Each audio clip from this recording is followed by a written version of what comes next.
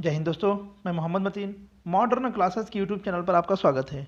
दोस्तों, आज हम जो चैप्टर लेके आए हैं वो है सामान्य विज्ञान। सामान्य विज्ञान का दोस्तों ये 100 महत्वपूर्ण प्रश्नोत्तरी रहेगा।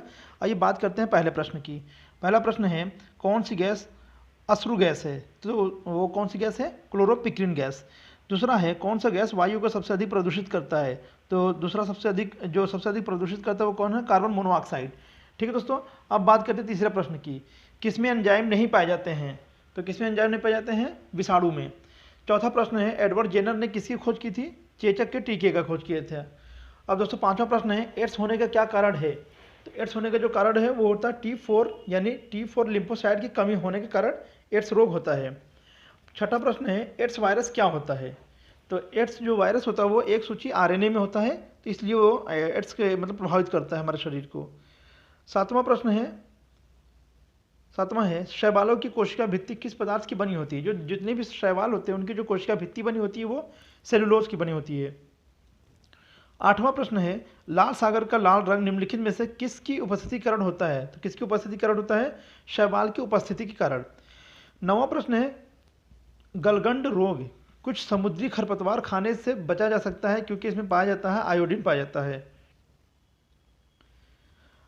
10वां प्रश्न है, पेनिसिलिन की खोज किसने की थी? तो पेनिसिलिन की खोज किया था अलेक्जेंडर फ्लेमिंग ने।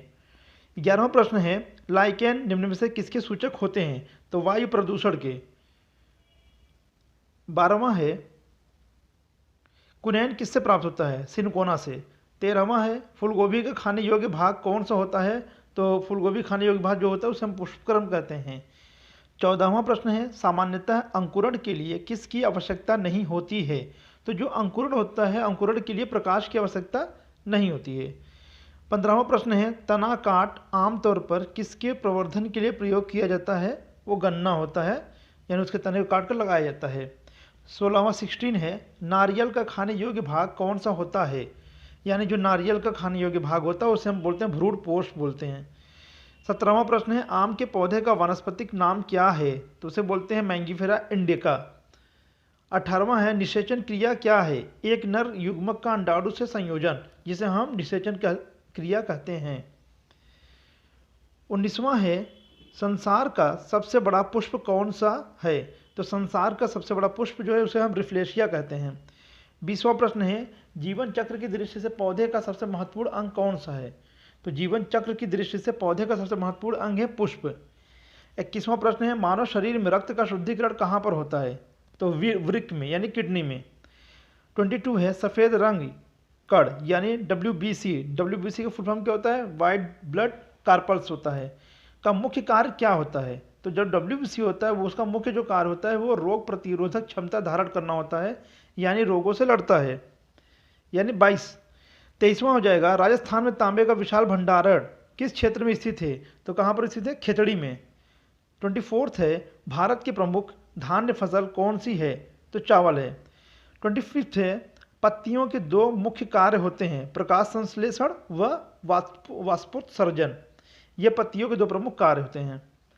26वां प्रश्न है, डॉक्टर, चित्रकार, शिल्पकार आदि के द्वारा उपयोग किए जाने वाले कैल्शियम सल्फेट का लोकप्रिय नाम क्या है? Plaster of Paris. क्या नाम इसका? Plaster of Paris. 27 है, सोने के आभूषण बनाते समय उसमें कौन सी धातु मिलाई जाती है? तो सोने का आभूषण बनाते समय उसमें तांबा धातु मिलाई जाती है। 28 है, सबसे भारी धातु कौन सी है? तो सबसे भारी धातु कौन सी है? ऑस्मियम। 29 है, आग बुझाने वाली गैस कौन सी होती है? तो आग बुझाने के लिए कार्बन डाइऑक्साइड का प्रयोग किया जाता है। अब बात करते हैं तीसरे प्रश्न की। रात्रि में पेड़ के नीचे सोना हानिकारक होता है क्योंकि छोड़ते हैं, क्या छोड़ते हैं? Carbon dioxide. दोस्तों, जितने भी पेड़ पौधे होते हैं वो रात में क्या करते हैं? मैक्सिमम पेड़ पौधे रात में कार्बन डाइऑक्साइड छोड़ते हैं, लेकिन दिन में जो है वो ऑक्सीजन छोड़ते हैं। 31 है, मानव शरीर में प्रचुर मात्रा में कौन सा तत्व होता है? तो सबसे अधिक जो मात्रा में पाया जाता है वो है ऑक्सीजन। 32 है, टमाटर सॉस में क्या पाया जाता है? तो टमाटर सॉस में एसिटिक अम्ल पाया जाता है। 33 है, बायोलॉजी के जन्मदाता के रूप में किसे जाना जाता है? तो बायोलॉजी के जन्मदाता के रूप में अरस्तु को जाना जाता है। 34 है, किस पौधे का फल भूमि के नीचे पाया जाता है? वो है मूंगफली। 35 है, कोशिका को एक निश्चित रूप कौन प्रदान करती है? कोशिका भित्ति, यानी जो कोशिका होती है वो एक निश्चित रूप कौन प्रदान करती है, तो कोशिका भित्ति प्रदान करती है। 36 है पत्तियों को हरा रंग किसके द्वारा प्राप्त होता है, क्लोरोप्लास्ट के द्वारा। 37 है राष्ट्रीय पर्यावरण अभियांत्रिकी संस्थान कहाँ स्थित है, नागपुर में। 38 है भूरी क्रांति किससे संबंधित है, उर्वरक उत्पादन से। 39 है मादा पशुओं में बच्चे पैदा होते समय कौन सा हार्मोन अधिक सक्रिय होता है, उस हार्मोन क्या नाम है, ऑक्सीटोसिन। 40 है भारत का कौन सा राज्य एशिया की अंडे की टोकरी के नाम से जाना जाता है, तो वो कौन सा राज्य है, जिसे हम आंध्र प्रदेश कहते हैं। 41 है भारतीय पशु चिकित्सा अनुसंधान कहाँ स्थित है, तो भारतीय पशु चिकित्सा अनुसंधान कहाँ स्थित है, बरेली में। 42 है लाल क्रांति किससे संबंधित है, मांस उत्पादन, और यही लाल क्रांति जो है टमाटर उत्पादन से भी संबंधित है। 43 है मुर्गियों की सबसे खतरनाक बीमारी कौन सी है, तो उसे क्या कहते हैं, रानीखेत कहते हैं। अब बात करते हैं 44 की। 44 प्रश्न है दूध का घनत्व किस यंत्र की सहायता से ज्ञात किया जाता है, लैक्टोमीटर से। भारत में सर्वाधिक पशुधन किस राज्य में पाया जाता है, उत्तर प्रदेश में।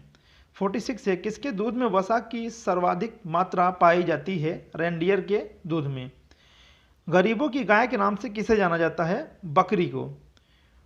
48वां है दुधारू गाय की मुख्य पहचान क्या होती है, अयन प्रौढ़ विकसित होता है, दुग्ध नलिका उभरी रहती है, दुग्ध नलिका टेढ़ी मेढ़ी होती है, जिससे पता चलता है कि दुधारू गाय है। भारत में सबसे ज़्यादा बकरियां किस राज्य में पाई जाती हैं, तो उत्तर प्रदेश में सबसे ज़्यादा बकरियां पाई जाती है। अब बात करते हैं 50वें प्रश्न की। 50वां प्रश्न है ऊन के लिए विख्यात पशु पश्मीना क्या है, तो बकरी है, यानी पश्मीना क्या है, एक बकरी है जो सबसे अधिक दूध देती है और वो ऊन भी निकाला जाता है उससे। 51 है किस स्तनधारी के दूध में जल की मात्रा सबसे कम होती है, तो मादा हाथी जो होती है उसके दूध में सबसे कम जल की मात्रा होती है, यानी मैक्सिमम जो घनत्व होता है बहुत ज़्यादा घनत्व होता है हाथी के दूध में। 52 है केंद्रीय भेड़ एवं ऊन अनुसंधान केंद्र कहाँ स्थित है, तो देहरादून में स्थित है। 53 है मनुष्य के शरीर में एंट अमीबा हिस्टोलिका कहाँ पाया जाता है, आंत में। 54 है मच्छर में मलेरिया परजीवी का जीवन चक्र किसने खोजा था, रोनाल्ड रॉस ने। 55 है किसमें रक्त नहीं होता है किंतु वह श्वसन करता है, वो हाइड्रा है। 56 है किसे जेलीफिश के नाम से जाना जाता है, ओरिलिया नामक ओरिलिया जीव को हम जेलीफिश के नाम से जाना जाता है। 57 है किसके अधपके मांस को खाने से फीता कृमि मनुष्य की आंत में पहुंचता है, सुअर। 58 है केचुए में कितनी आंखें होती है, तो कोई भी नेत्र नहीं होती केचुए के आंख में। केचुए का साइंटिफिक जो नेम है वो है फेरेटिमा फोस्थुमा, ये प्रश्न कई बार पूछा गया है।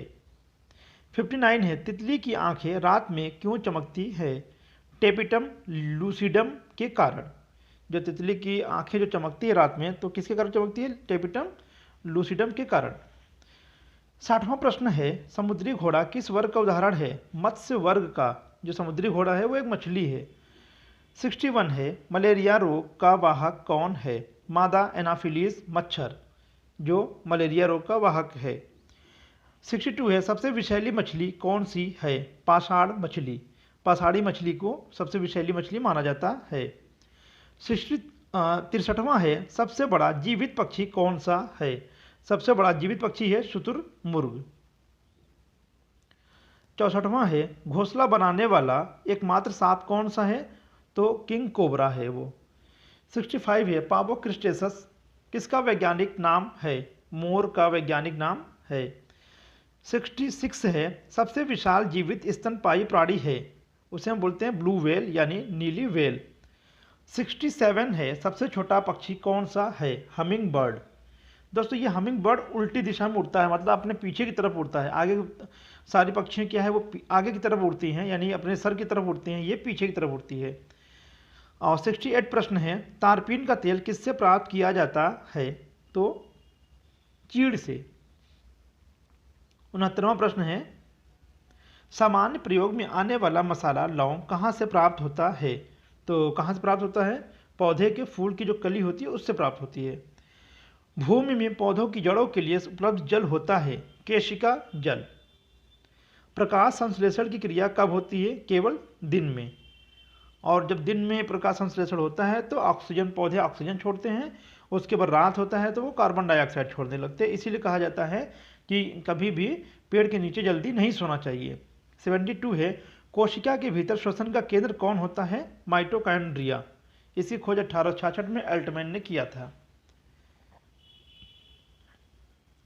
73 है, मानव शरीर में पित्त का प्रमुख कार्य क्या है? वसा का एंजाइम द्वारा पाचन करना।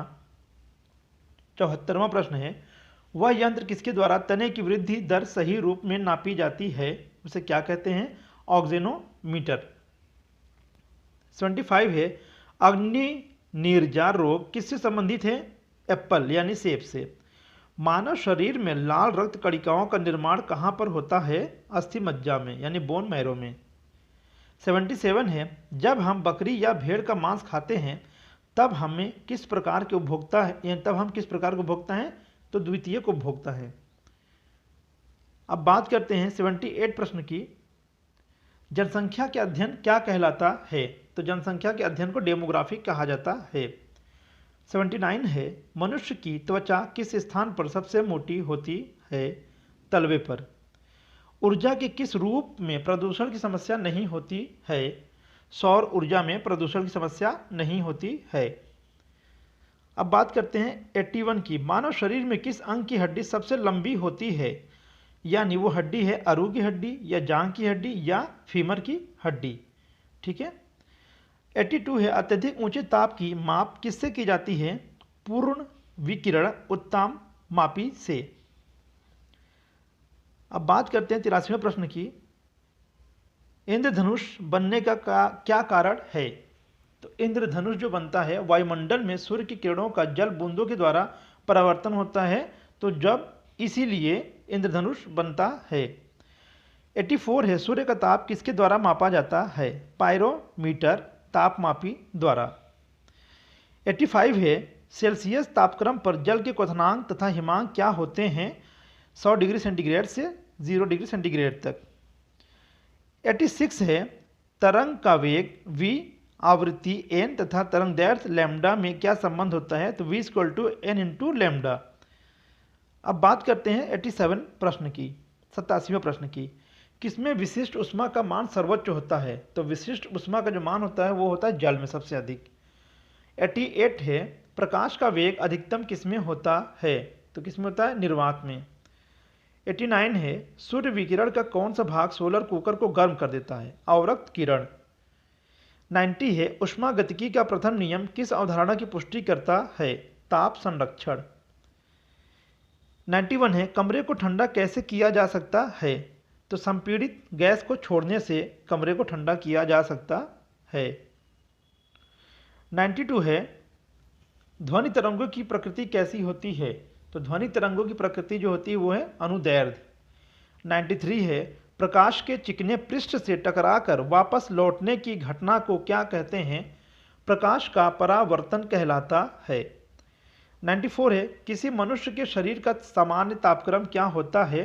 98 फ़ारेनहाइट। 95 है, चिल्लाते समय व्यक्ति हमेशा हथेली को मुंह के समीप क्यों रखते हैं? उस स्थिति में ध्वनि ऊर्जा सिर्फ एक दिशा में इंगित होगी, इसलिए इंसान जब चिल्लाने लगता है तो हथेली को मुंह के समीप रखता है। अब बात करते हैं 96वें प्रश्न की। समुद्री जल से शुद्ध जल किस प्रक्रिया द्वारा प्राप्त किया जा सकता है? आसवन विधि द्वारा।